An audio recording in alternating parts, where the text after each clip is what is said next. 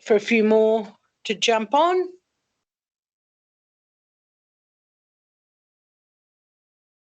All right, excellent. Thanks, Georgia. So welcome everybody to our webinar.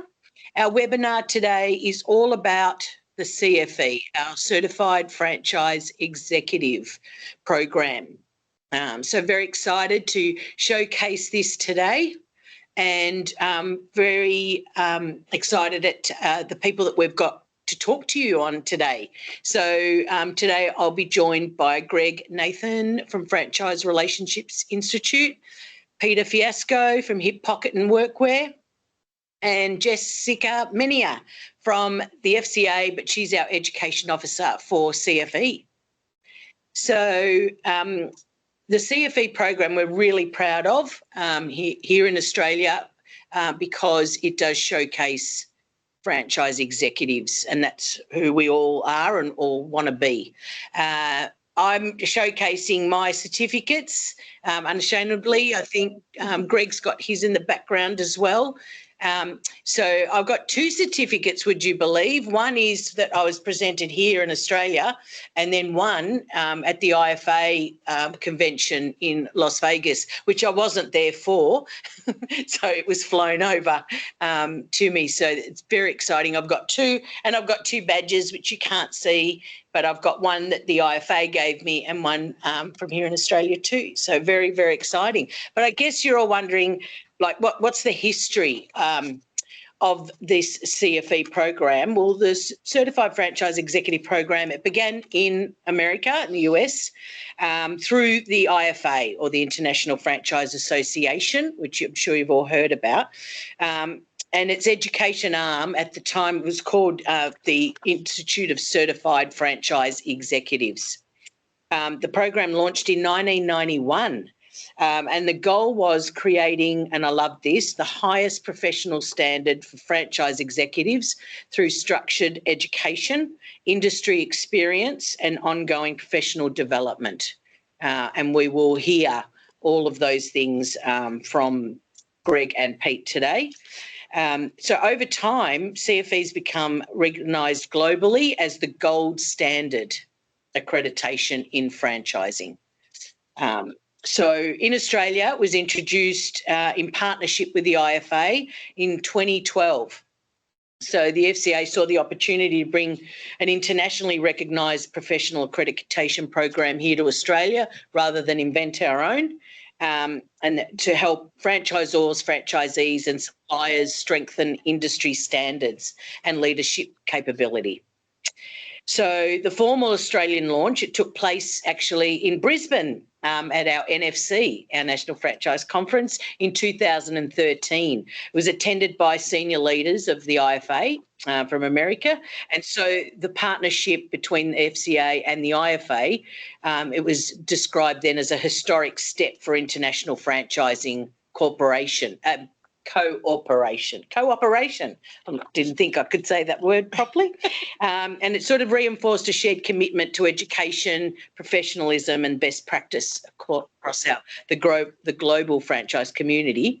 And one of the first Australians, would you believe, and I'm sure we do believe, to receive the CFE designation was Greg Nathan, who we have on the call. You all know Greg is the founder of the Franchise Relationships Institute. He was presented with the inaugural Australian certificate during the launch celebrations. So shortly after, the first group of Australian graduates completed the program, and they've been, recognised internationally at the IFA convention in Las Vegas ever since. So since then, the CFE program in Australia has continued to evolve under our education framework and under the guise of Jessica Menia. And it combines international standards, but also local learning. So local industry learning, I should say. So participants earn the credits through approved education, conferences, webinars, mentoring and industry involvement. And Jess will explain all that later and how to get involved.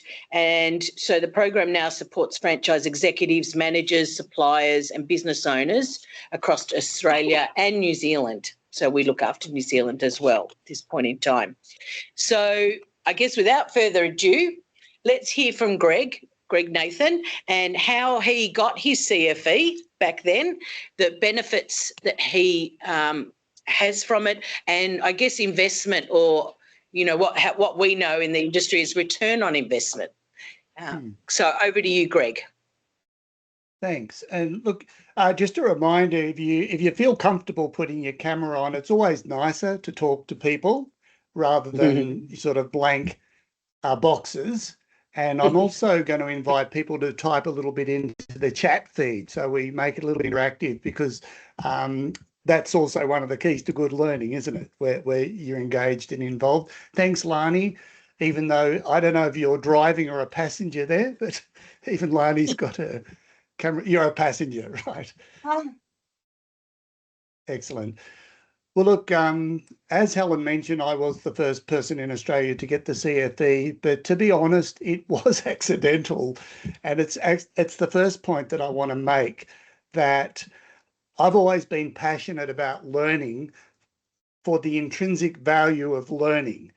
And to me, I'm on the planet to be the best person that I can be. I've got a duty, a responsibility to bring out all my inherent talents and to learn, so I can make a difference to my peers, to the people that I lead, to the people that I serve. And when I started my business in around 1990, I spent the first 10 years, a third of my time just learning. So I attended courses, I participated in committees, just any opportunity that could come up where I could learn about franchising. In particular, I'd been trained as a psychologist, but I was learning about franchising. And so I consciously devoted that third of my week up to learning and development. Now, about 1990, I thought I need to extend myself further, and that meant going overseas, because I'd heard all about America, and America was the home of franchising. So I started to go over to America to attend the IFA convention, and I thought this would enable me to get in touch with emerging trends, bring these lessons back to Australia and incorporate them into my work. So the convention goes for 3 days, but they have 3 days of workshops before the convention. And so I registered for all the workshops that I could attend pre-convention, and I discovered that I actually seemed to know maybe even more than many of the participants in the courses. And in many cases, I seemed to know more than even the presenters, and which was a pleasant surprise, particularly in the area around supporting franchisees and developing healthy franchise relationships. So the IFA got wind of this, because I was in the courses asking lots of questions, and they cornered me and said, you seem to know a lot about this stuff. Could you conduct workshops for us?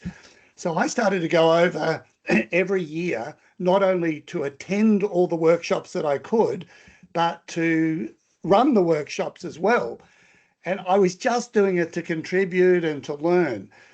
About 4 years in, someone rang me from the IFA and said, did you know that you've got thousands of points accumulated from all the courses that you've run and attended? You can be accredited with the CFE. And I was like, oh, that'd be great. So I am an accidental CFE, and it's been great to have. I put it in front of my name. You'll see in my LinkedIn profile, I've got Greg Nathan CFE. In America, if you do not have your CFE accreditation, you're not taken seriously. It's like having a degree to practice in any area of discipline. And in fact, I used to have that I'm a registered psychologist in front of my name. I've removed that and I've replaced that with the CFE qualification. So that gives you credibility in the industry. So my first point is that I think it's important that you are driven by learning for learning's sake, because that's going to help you to get the most out of the courses that you attend, because you bring genuine curiosity and a growth mindset. A growth mindset is where we're striving to improve ourselves all the time, not to prove how much we know, but to improve what we can learn. But there are obviously other benefits to doing professional development. Most of you are being financed into your CFE by your organisation. There'll be a CFO who's watching the numbers and looking at what's being invested in what and who, and they're going to want to know, what are we getting for our ROI on you? So it is important that you're able to demonstrate that you're using the knowledge and the skills from the courses to be more effective in your work. Now, I can only speak from the courses that we run, but we evaluate our courses in terms of their effectiveness. And I can tell you that people that attend our courses have demonstrated they've got more credibility with their franchisees. They have a greater impact when they're working with franchisees, and they're able to be just more effective in their work. And we've been able to measure before and after field consultants who have attended our courses get rated 12 percentage points higher from the franchisees they're serving in the value that they're adding, for instance. So I think in your own way, you need to be able to demonstrate back to the organisation that you're putting into practice the learning, the techniques and the tools that you're gaining, and that's important. But there's another benefit to attending these courses, and I'm going to talk to you as a psychologist for a moment, that the brain is like a muscle. And just as if you didn't do any working out and you were lazy and you just ate sort of junk food, you're going to get flabby and fat, right? So similarly, if you're not working your brain actively, your brain is going to become mushy. And the big risk we all face at the moment, particularly with AI coming in and doing so much for us, is that we become mentally lazy. So attending to courses and constantly educating yourself, particularly about how to think critically, is going to keep your brain sharp and shiny and keep you ahead of the game. Just the other day, Terry and I were considering a big decision. And so I said to Terry, let's go through a thinking process about, we use the 6 thinking hats of Edward de Bono about, what's the downside, what's the upside, where's the creative opportunities here, where are the risks and so on. So we're actively using our brains to make good decisions. And so in the future, the people who will succeed and prosper are the people who know how to learn. So there's actually an art to learning. And so there's been some interesting research around siblings in families that shows that the elder siblings are often smarter and more effective. It's not because they're genetically endowed with more intelligence. It's because they have to learn how to learn when you're the elder sibling, and you've often got to take the responsibility for teaching and showing your younger brothers and sisters how to do things. So that keeps you sharp and shiny and more effective. So similarly, if we're actively engaged in our learning and development, it's going to make you more effective. You're going to get a better return on investment for your companies. You're going to get that certificate, which is good to have, and you're just going to have a better life. Now, I just wanted to finish, Helen, if I could, with just a couple of tips. If you've got a pen and paper, not Lani, although you're not driving, so it's okay, but I'd like you to write down the letters S under each other. What are the letters? I've got some notes here. Sorry, R, A, T, and S under each other. Rats, right? Rats. Now, the first point I want to make, the R, is to research. Do your research on the courses that are available, and particularly the people who are presenting the courses. I never attend a course unless I do my research on who's conducting that course, because what I've found is that the value that you get from the course, 70% of it comes from the person who's running the course. The content is all very good and well, but you can learn that through reading. But you want someone who's wise and experienced who's running that course. So do your homework on who's running the course, and be fussy about that, because again, you want to put your money, with people who know what they're talking about.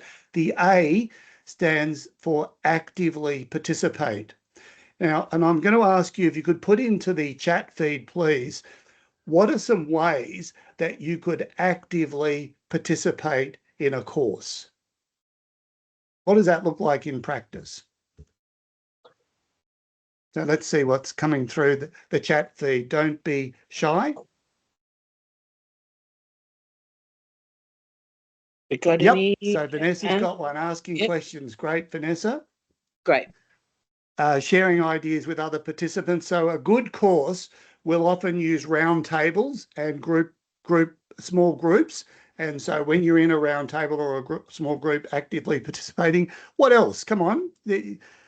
Turn off your phone. Exactly. And so that's why I was asking you, put on your cameras, because particularly in a virtual course, when people have got their cameras on, they're now accountable to participate. When you've got your camera off, you can be doing emails and doing other things, and you're going to shortchange yourself. Yep. Yes. Thanks, Huang. And sorry if I pronounced your name wrong.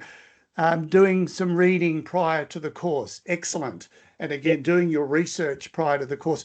We often send out workbooks prior to the courses, and we ask people to do a bit of pre-reading. Anything else that anyone's got in terms of actively participating? And again, doing what we're doing now, giving feedback to the presenter. At the end of our courses, so if we do a 5-session course, after the second session, we ask people for feedback. We want to know what's working for you in this course and how can we improve your experience in this course. So giving feedback to the presenters is really important. And I think if you're in a day-long course or a half-day course, having a chat with the presenter about what do you want to get out of the course and what's working is good. And Luke. Yep. Sorry, Helen. Luke has said, have a list of outcomes. Yeah. That's a good one. Excellent. And look, this brings me to the T in RATS, that you should be taking notes. Now, I've got bits of paper that I jotted down to prepare for my session with you today. And I've just come out of a course this morning, being provided by someone on a webinar. I've taken lots of notes. The act of writing actually engages your brain, and it's just very good to keep you engaged in a course, particularly if I find if the presenter's a bit boring, I take lots of notes to keep myself engaged in the content, even though their delivery might be a little bit dry. And the last point I want to make, the S, is to share your insights with others after the course. And again, I'd like to ask you, why and how do you do this, sharing insights after a course? What does that look like for people? So could you just type in perhaps a few thoughts on how you might share your insights or who you might share your insights with, and what's the benefit of that?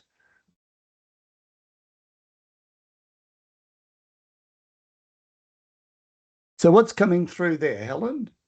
Peer networking and posting on LinkedIn from Jocelyn. Yes. So let's just talk about that for a moment. Yep. On Monday, was it Monday or Tuesday we had the breakfast? Tuesday. Tuesday, right. So I went to an FCA breakfast. Joel Kleber spoke. There was a panel. There was an incredible amount of great content. I took photos of some of the slides, but to be honest, I often forget to look at the photos.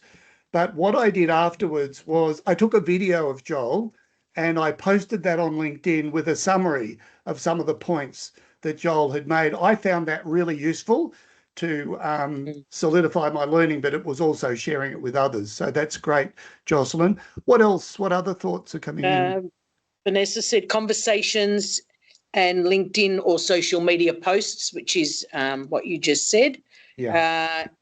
It implements your learning, like by sharing insights. Sharing actually does implement the learning. And what you'll find is it's just like if you have a dream and you wake up in the morning, the dream vanishes very quickly. Sometimes you don't even remember your dreams.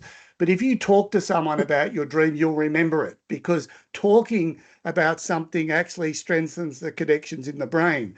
So by discussing what you learnt with your peers, your boss, your friends, you are solidifying those learning connections, and often out of those conversations can come a whole other level of learning where people are saying, oh, I tried that. And you can actually explore how you put those lessons into practice. So that was all I wanted to say there.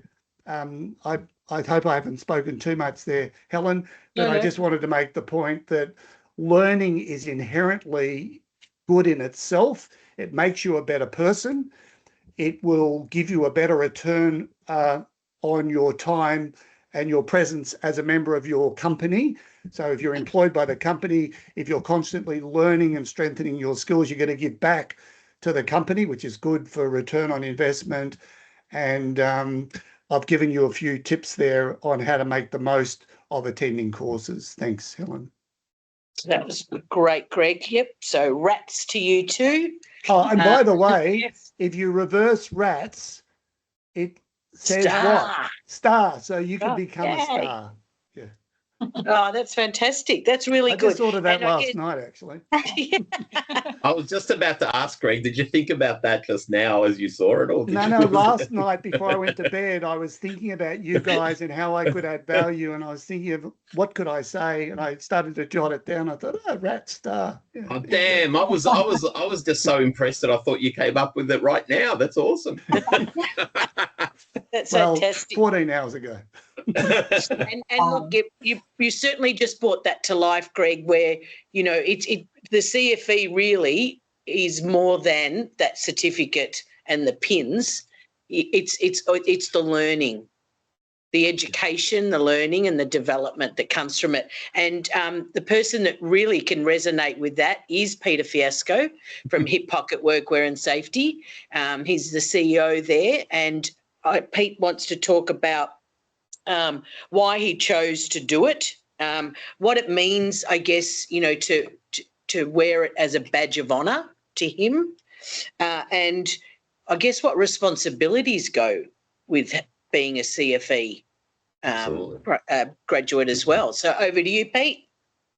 So I'm not like Greg. I got my CFE in 2014, my first, and then it's renewed since and so on, and making sure, and Jess has made sure that I've got my points up and running and collecting my points. But I think it's fair to say when I came into franchising, which was more than 20 years ago, it's fair to say that I knew everything that everyone else knew about franchising, which was, oh, McDonald's, is that franchising? Is that what it is? Like, let's face it, right? That's what the general public generally thinks about, you know, about franchising. So I came into the industry because of my education background and the fact that I used to be a industry trainer and so on. And I came into it from that perspective. And the minute I got into franchising, I very, very quickly fell in love with franchising and really fell in love with the concept of what franchising was all about.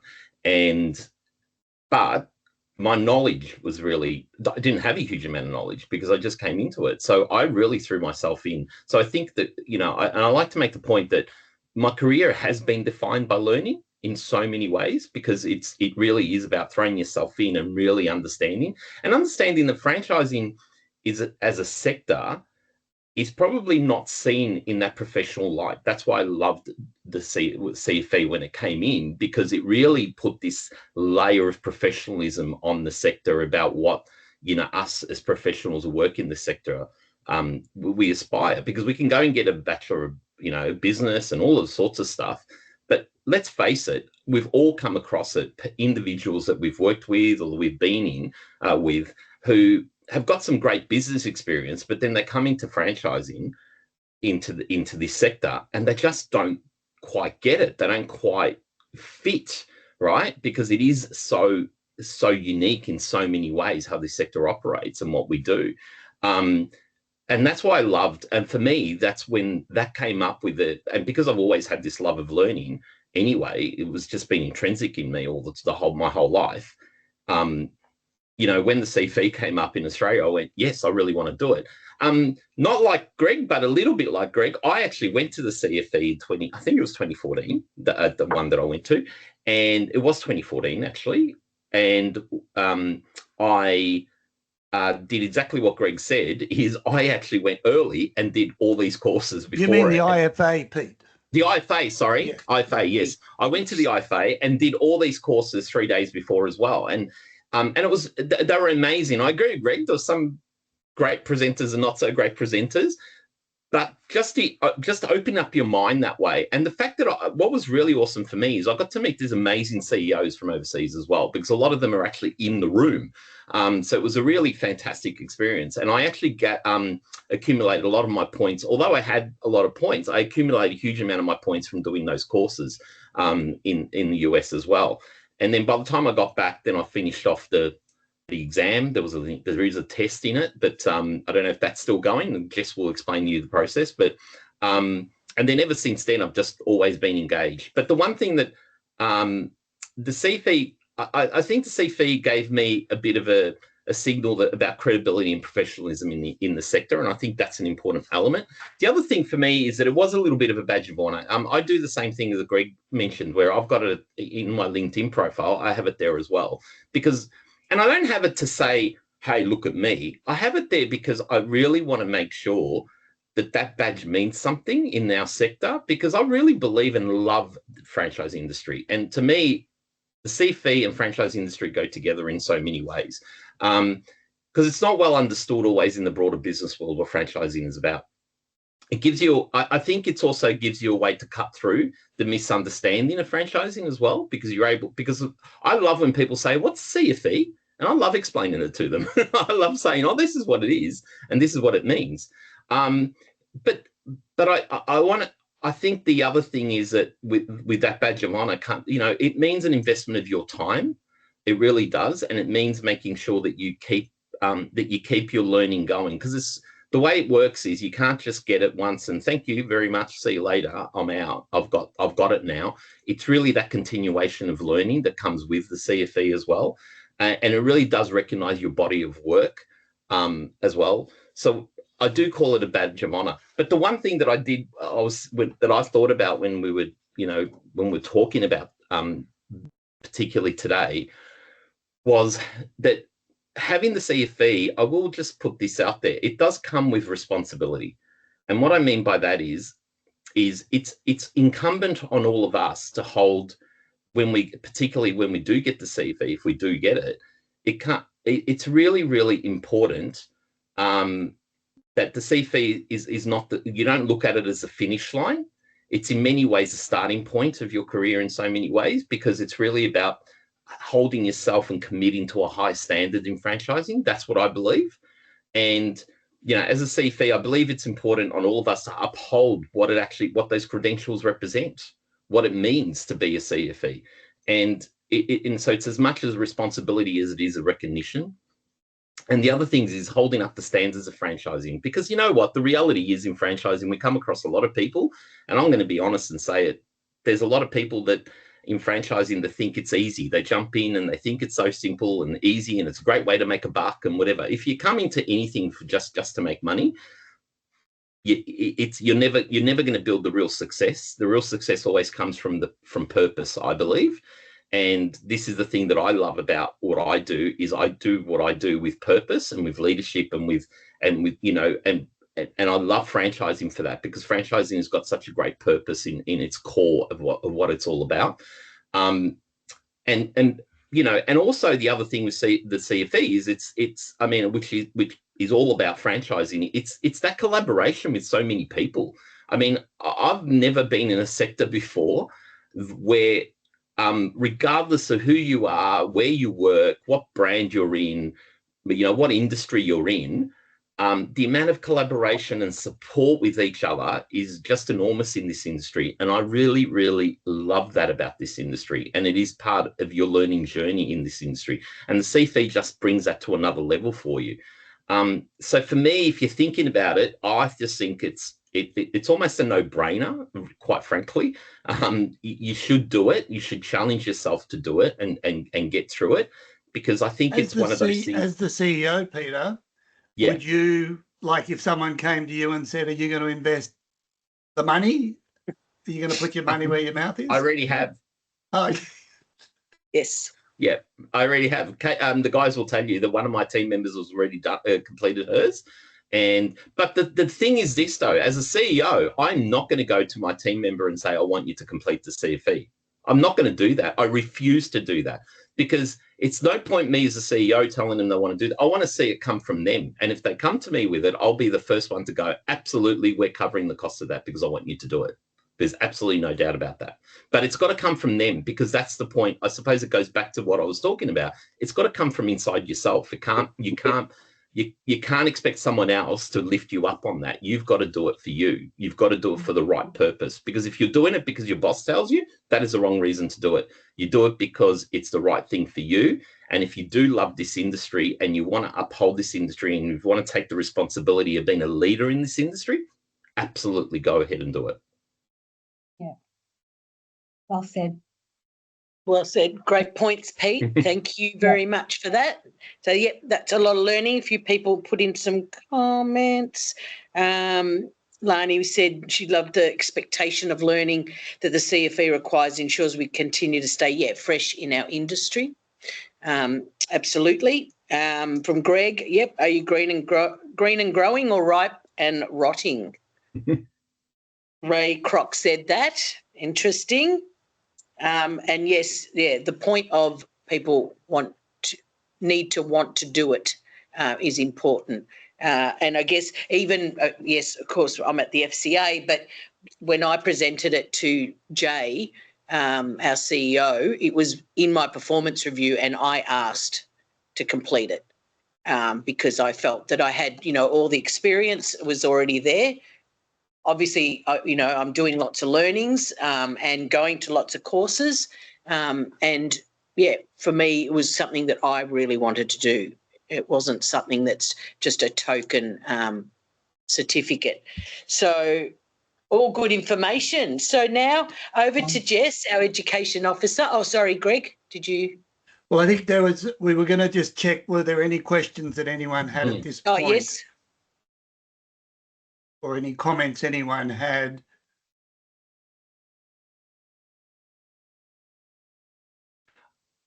How may we start? Can I make great. She's just posing those comments and those questions. She's on fire. 100%. Can I throw something in, guys? The other thing is a CFE, and once you do it, there's so many awesome opportunities to present your knowledge. Greg was saying about sharing your knowledge, and it's how important that is. The really awesome thing about this industry, because of all the different events and different things that happen in this industry, there's so many opportunities to put your hand up to be that person sharing that information. And like I said, as part of being, that CFE comes with the responsibility, be that person, be that leader, be that person who's out there and actually really promoting this industry. Because the people who stay, it's no wonder there's so many people that stay in this industry for such a long time, because there is an intrinsic thing. I mean, Greg, as a psychologist, could have gone into any industry and do whatever, right, Greg? But here you are in franchising, because there is something about franchising. Yeah. It's because it's like a lolly shop for psychologists. There's just so much stuff going on in relationships, and it's just so interesting. I love the analogy. Asked the question, though, about how may we start. Well, were you asking, how do you enroll? Is that the question? Great. Excellent. I can help. Good question. And now over to Jess. It's a great segue to Jess. To explain exactly how do you start? How do we start the CFE? Okay, I'll give everyone a quick overview of the application process. So we've tried to make it as easy and smooth for everybody to apply. So to get started, all you need to do is fill out an application form, which I can send to you, and then you'll just attach all the relevant certificates you've completed within the last 4 years.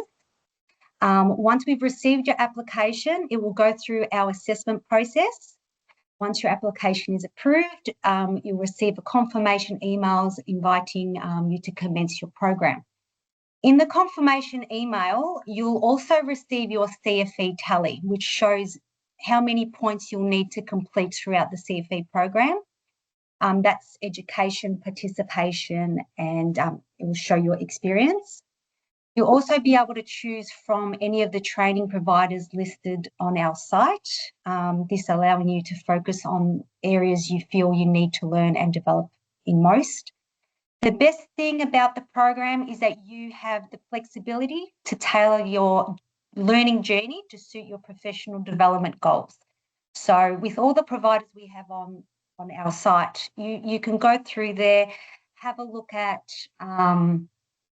what you feel you best need, and it's all listed there with all the credits for each provider. And then I'm more than happy to sit down with you and help you map out your training to support you throughout the program. And at the end of the program, you will be required to complete an exam. It's on the franchising code. Once successfully completed, you'll receive confirmation that your certification is complete, along with a CFE logo that's attached to your confirmation email.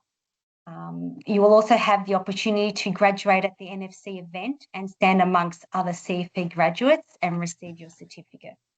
So with your CFE logo, so I'll go back to the CFE logo, you'll be able to place this wherever you like. It could be on your email, the booklets, brochures. If anyone is interested or someone else in your organisation, please just email myself and I'll be happy to send the information over to you. Yeah, so I'll hand that back over to you, Helen. I mean, I could keep going on, but yeah, I think Lisa's just putting Jess's email on the chat. And so how many credits will participants get just by being on this webinar today, Jess? Would be about 25 credits.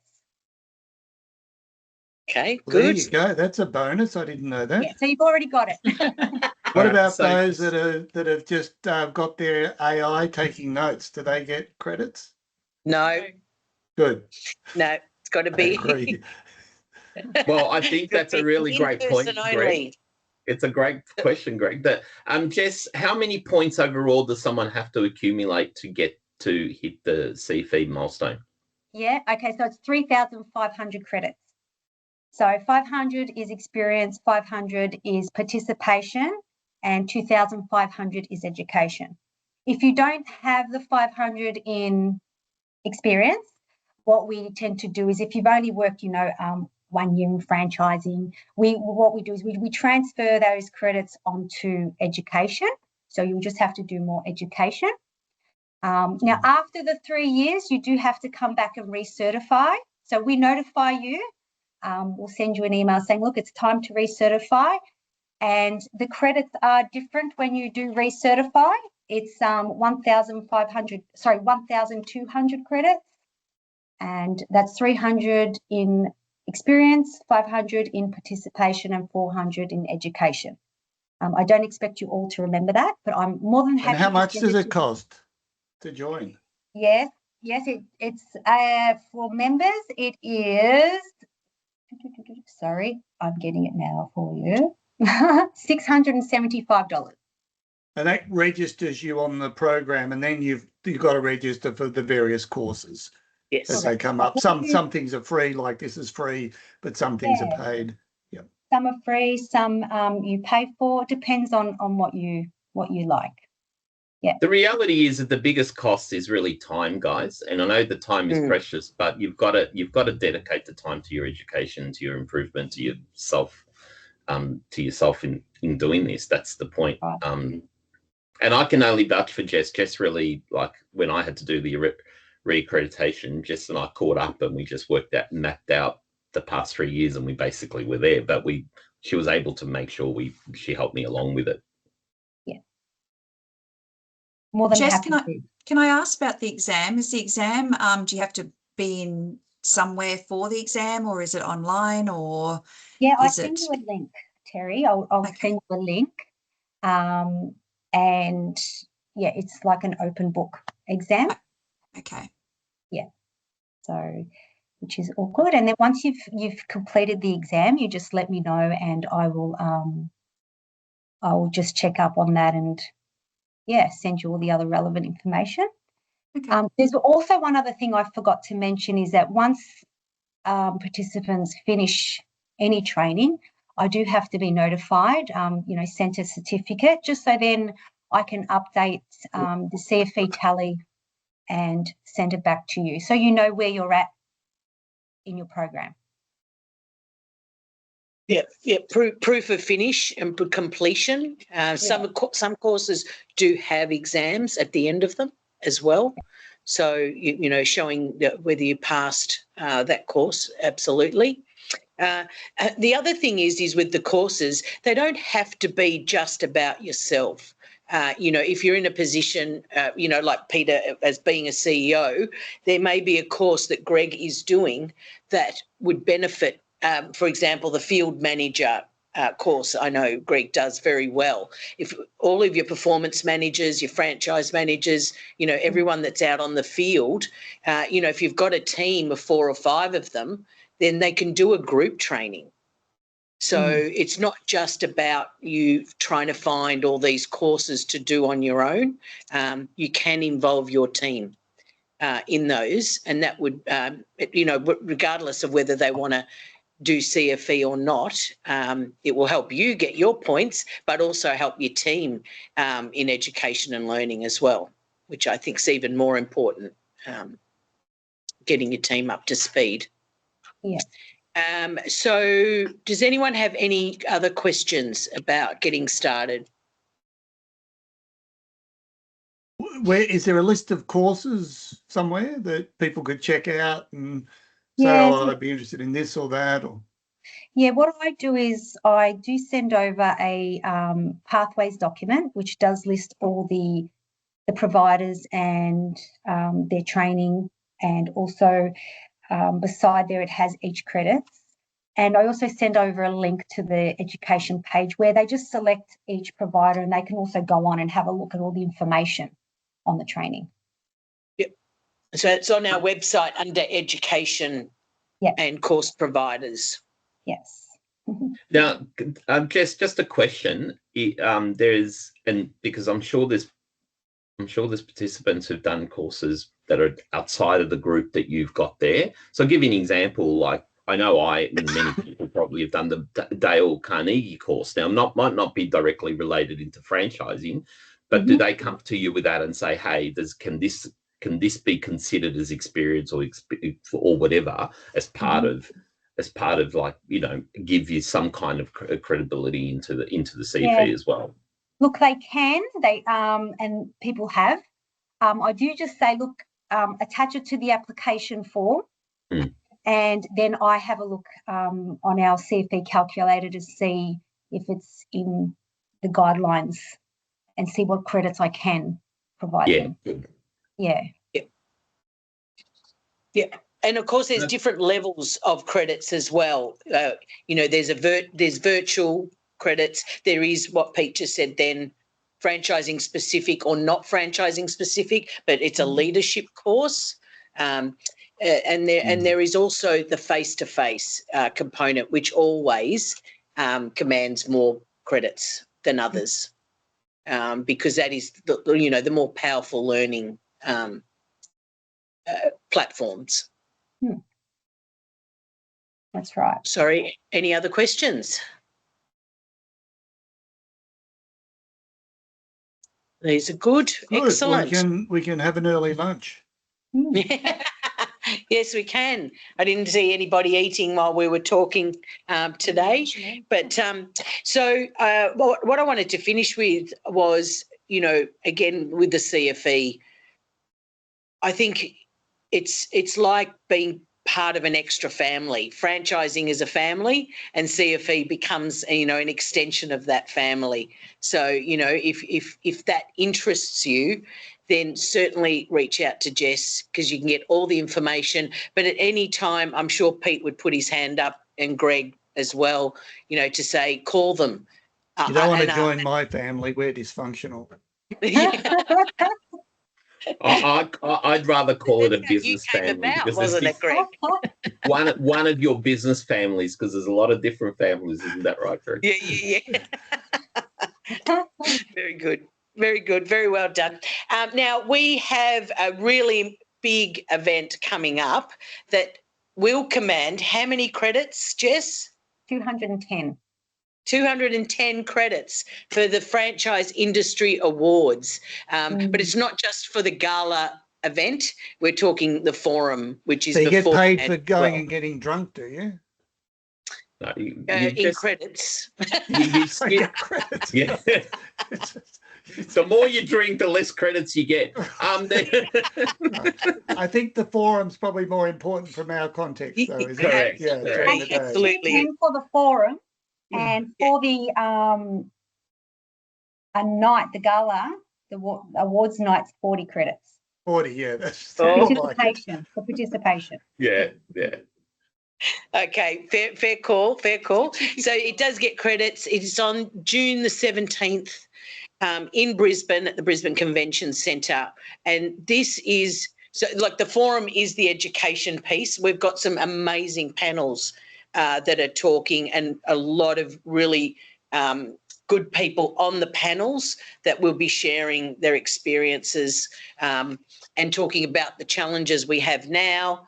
And also, some, what's going on in the industry, looking forward in the future as We've well. got a killer panel on people issues with Yes. we've got Specsavers and Gosman and Gomez, and it's going to have Nurse Next Door. It's going to be great.